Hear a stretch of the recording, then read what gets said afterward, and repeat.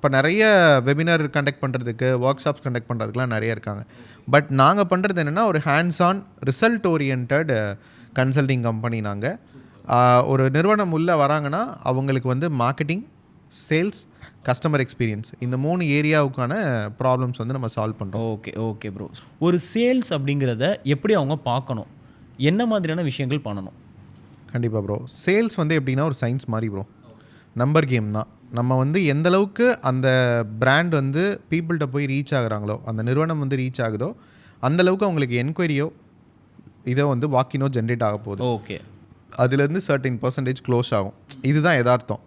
ஆனால் இப்போ இருக்கிற ரீட்டைல் ஓனர்ஸ் நிறைய பேரோட ஆஸ்பெக்ட் என்னென்னா, நான் ஒரு 1,00,000 பேரை ரீச் பண்ணால் 1,00,000 பேரும் வந்து பர்ச்சேஸ் வந்துருவாங்க அப்படின்னு ஒரு மைண்ட் செட் இருக்குது. அந்த இடத்துல சேல்ஸுமே ஒரு ரிஜெக்ஷன் கேம். ஓகே. எவ்வளோ பேர் ரிஜெக்ட் பண்ணுறாங்களோ அதை வாங்குறதுக்கு, நம்மளை அக்செப்ட் பண்ணி வாங்குறதுக்கும் பீப்புள் இருப்பாங்க. அவங்கள நம்ம ஃபோக்கஸ் பண்ணுறது தான் நம்மளோட வேலையாக இருக்கணும்.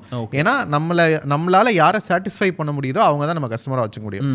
அதுதான் அந்த டாப் 20% கஸ்டமர்ஸ் சொல்கிறது. ஓகே. அப்போ வந்து நம்ம எவ்வளோ பேரை ரீச் பண்ணுறோம், எவ்வளோ என்கொயரிஸ் உள்ளே கொண்டு வரோம், வாக்கின் எடுத்துகிட்டு வரோம், அதிலிருந்து தான் நம்ம வந்து கஸ்டமருக்கு வந்து ப்ராப்பரான கமிட்மெண்ட் கொடுத்து நம்ம அதை சேலாக கன்வெர்ட் பண்ண முடியும்.